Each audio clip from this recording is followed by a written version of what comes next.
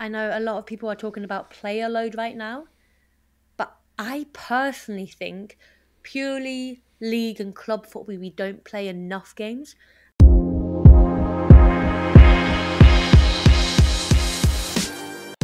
Hey everyone, welcome to our podcast, The Bold Tackle. We are your hosts, Sophie Howard and Oliver Howard, and we are ready to tackle bold topics in sport, Highlight the women's football industry. and speak about the unspoken. If you are ready to get an insight into what really goes on behind the scenes, join us on our journey and listen in. To The Bold Tackle.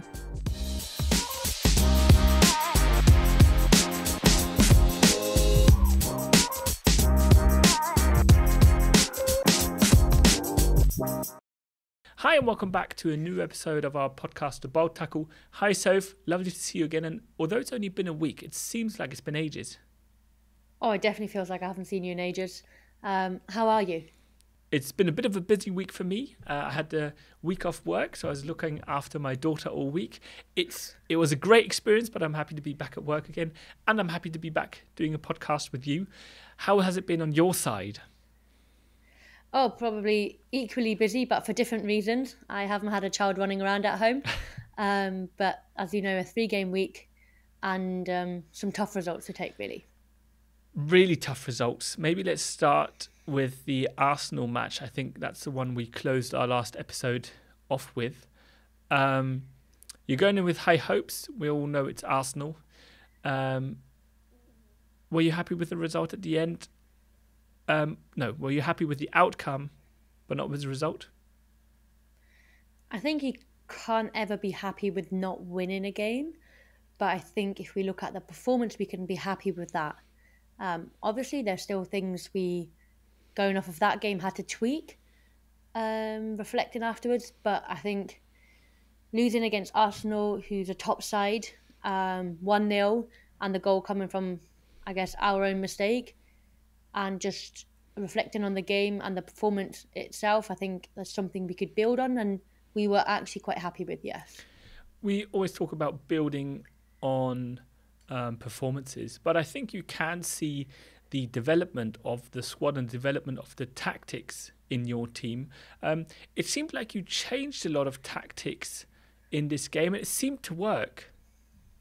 Yeah, I think that the Arsenal game was a prime example of how well we were prepped, and also, I guess, how well our coaching staff was prepped in a sense of we had plan A, B, C, and in their head they already had D, E, F.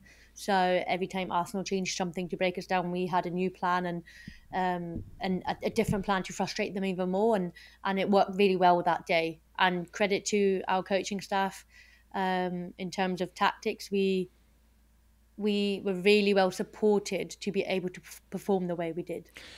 Obviously, that's their job, and they do a lot of this planning beforehand. How much time does planning and taking a plan in, how long does it take for you before a game? How much time do you spend on it?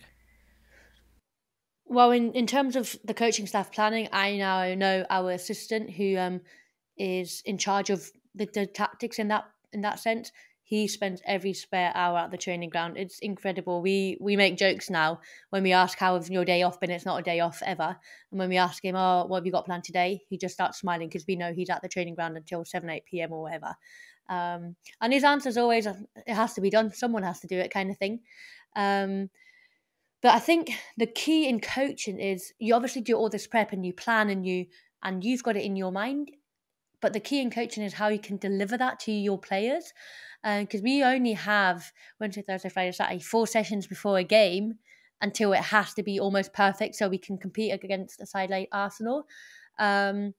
And as much as people think there's a language barrier, because Omari, our assistant coach, I guess only speaks French, he does that really well. He translates his ideas from his head to us very clearly. And in terms of the prep for Arsenal, as I said, we had 4 days to prep, and we used every single day to focus on something different, but to build a very collective and strong game plan, I guess. But you didn't only have one game plan. Yeah, as I said earlier, we had 3. We knew if they were doing that, we could do that. If they changed that, we knew what we had to change. And then during the game, things happened, and we hadn't been prepped for that. But our coaches had it in their head and a player was called over, tactically coached in that sense, translated onto the pitch. We were all told, and we just stuck with it. And I think a big element of that is trusting the assistant that it's going to work. Because when you change something that you haven't had time to train, because there's so many plans, A, B, C, D, E, F, you can't train it all. You have to trust that it's going to work. And against Arsenal, it absolutely did. Yeah, it's trusting the process and believing in a team that they can deliver such ideas. Do you know how much time goes into scouting other teams? You know, we heard about the occasion where the team at the Olympics scouted illegally. How much time goes into scouting for you guys, going to see matches, going to see teams? Do you watch them train? I don't think any training can be watched or will be watched. I know that we watch all the opposition's games. Obviously, I think everyone else does that as well. But I think something that's really changed this year it's that we focus on ourselves mainly, but we're fully aware of the strength of the opposition, but also areas we can exploit. So as much as the main focus is what we want to do and how we want to play, there's tweaks here and there depending on their strength, and also emphasis on areas that we want to exploit. And that comes obviously from watching the other teams. And we've got a really good analysis team that work closely with our technical coaches to, I guess, put that project together to then hand it to us and prep us for the game. Obviously, we know how much the English football likes cup games. Unfortunately, with your first match, you didn't manage to get your first 3 points. How disappointing is it, and how important are cups, especially this cup, for you and the team? Or is the entire focus, especially in the development and stage where you are as a team in the WSL, how important are the cup ties for you? I think just going off of last year, seeing how far we could get in the cup and how much energy that brought to the team. I think for a team like us, that is, if we're completely honest, we're not competing with winning the league. That's just not where we're at in the journey of our club. Those cup runs are crucial. Crucial for what? To keep the mentality up? To keep, I don't know, the winning within the team? A bit of everything, really. Crucial to give you another focus to potentially go for silverware, say. Crucial to, in some cases, build consistency, build confidence, build even more the squad togetherness. Sometimes they're also crucial to rotate and give minutes, if we're completely honest. That's something we saw with your team this time, didn't we? Yeah, I don't know if that's the plan that... I don't know if that's the overall plan. That's how our coaches see cup games. I don't know. That hasn't been communicated. But for the first game, I can only speak for that. And we rotated massively. But that's why you've got a squad. I always say that. That's why you have and you recruit a strong squad to be able to do that. And I think I was obviously watching that game. And I think the team put in a really good performance. We just couldn't convert and finish the job and score early, I guess, to make it a comfortable win. We went up and we just conceded. I know it sounds stupid because then it's a draw, but we were more than capable of winning that game. People then were asking, and I was asked, you haven't had your first win yet. Why would you rotate? Wouldn't you want to build that consistency? And yes, I think there is an element of that. And in hindsight, you're always smarter, aren't you? Yeah. Maybe we should have done that. I don't know, though, because throughout the whole duration of the season, the squad is absolutely crucial. You will have injuries. You will have setbacks. You will have other things that go on. And your whole squad is important. And if you only rely on... in this moment of time, you'll probably start in 11, 12, 13 players. You will lose the squad. And you need the squad, especially for the latter stages of the season. So as much as I want to play every single game, and I would have loved to play on that Wednesday, I understand why it was done. And I think that comes with being in the game for quite a while. Probably I matured a lot over the last 5 to 10 years. And as much as I want to play every single game, I respect the decision and I also understand it. Yeah, I think you're right at the beginning. And if we look at this season or any season at the end of a season, I think it's more important to stay in the WSL than getting far in the cup. And I think by moderating playing time, getting the whole squad involved, keeping mentality up, and keeping players fit, you're more likely to achieve that result than putting it all in every single game. Yeah, I think it's player load management, but it's also increasing competition. Because if you have players that haven't played the first couple of games, this is their chance, I guess, without, I guess, putting them under too much pressure that they will put themselves under themselves anyways. But if I spoke to Dad about this and we had quite an open conversation, and I said, Dad, if I was a player, which I have been in the past as well, that hasn't played league games yet, I would be quite, excuse my language, but quite pissed off if I didn't get the chance in a cup game because all our players that potentially aren't getting minutes in the league are training really well. It's not like they don't deserve to be on the pitch, but currently, I guess that's the team she's putting out. So therefore, I know football and life's not always fair, but it's only fair to give the players the chance, the opportunity. We also had an academy girl come through and get her first, I guess, professional game appearance. And that's also what this is there for. Because as a club, we obviously, and we have to focus on now and performing in the league and staying in the league, because we'll discuss it in a minute, but right now it's not looking great.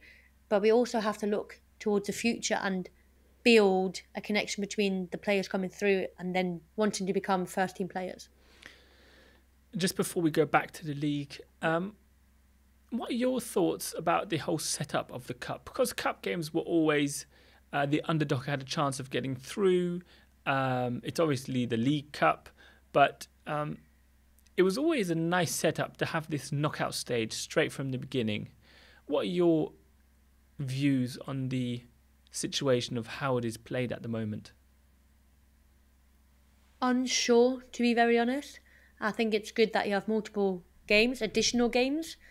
I think everyone's the question is though, is it good if we talk about moderation, player management, injuries? I know a lot of people are talking about player load right now, but I personally think purely league and club football, we don't play enough games. I think if you then add international football, then it becomes a bit crazy. We're talking about women's side, right? Yeah, absolutely. Because the men play probably double the amount of games, and that's not healthy anymore. Like, something has to be done there. And I also understand that obviously there's a big discussion about the big ACL injuries and how frequent they are currently in the women's game. And we are now addressing this and talking about player load. And I understand there's more to be done. And it's a very tricky subject right now. But I actually believe if you only played the league games, you wouldn't play enough games throughout a season. We are 12 teams. That is 22 games. 22 games is not a lot. Obviously, we now have the FA Cup and the League Cup, which some people will know under Conti Cup. Now we're adding more games. And yeah, you have the international football as well. So now we have to be careful that we manage it all appropriately. But again, that's why you have a squad, and that's why you should have a strong squad and not only focus on 11 players. So finally, let's jump back to the league, because you played Crystal Palace. I remember us talking before the match and me saying, hey, you really need these 3 points. And you said, we need to look at the big picture. It's still a long season. We're not putting the pressure on us. I guess you're still disappointed though? Oh, absolutely. My mood the last 2 days has been unbearable. You're a very lucky man that you weren't in my proximity. Is that what you say? Proximity? Probably not. But you know what I mean. Yeah, very disappointed. With what? Yes, with the result. I'm disappointed that we lost. I'm always fuming when we lose. But more so disappointed with the performance. because as a team, we have agreed that we will focus on the performance. And if the performance is right, the result will take care of itself. And exactly that happened on Sunday, but just the other way. We didn't take care of the performance. We didn't play well at all, neither in possession nor out of possession. We literally never found into the game. I believe we could have played 4 hours. There's not a chance we would have scored. It was one of them days where nothing was coming together. There's multiple reasons, I believe, for that. But I'm utterly disappointed with the performance. The result is just a consequence of that. How do you deal with this situation? Oof. Tick it off, onto the next one? Do you analyse it to death? I think I've been in the game long enough to realise it's just part of it. It's part of the journey. It's part of the game. It doesn't, me having been in this situation multiple times, many times throughout my career, doesn't make it any easier. I just managed to deal with it a bit better. My mood last night after the game, awful. But I give myself until that evening, and the next morning it's a fresh start. I watch the game back. I analyse my own performance. We will have a team analysis when we go back in, and then it's using the next opportunity on the pitch to put it right. There's no point in dwelling on it. We have to learn from it, but there's no point in allowing it to linger. We have to get back to the training pitch, be brutally honest in analysis, get back to the training pitch and put things right. We all know my playing career, and it wasn't as high as yours. But you do ask yourself the question, how can that happen? Going from a game like Arsenal, where obviously, you, as we said, you lost, but you played really well, tactics worked, the plan worked. You were just unlucky. Going to a match like that against Crystal Palace, which is obviously a different calibre. How does that happen? Do you have any explanation for it?